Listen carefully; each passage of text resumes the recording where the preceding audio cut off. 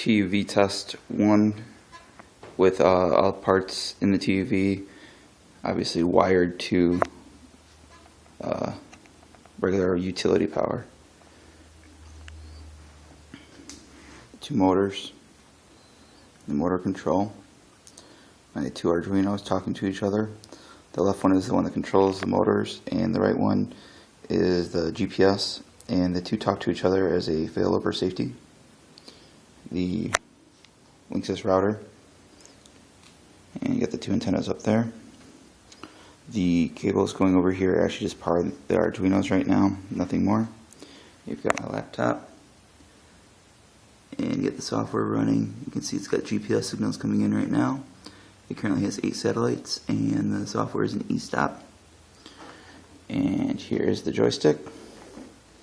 I take it out of e-stop, and I have it in low right now. And here we go.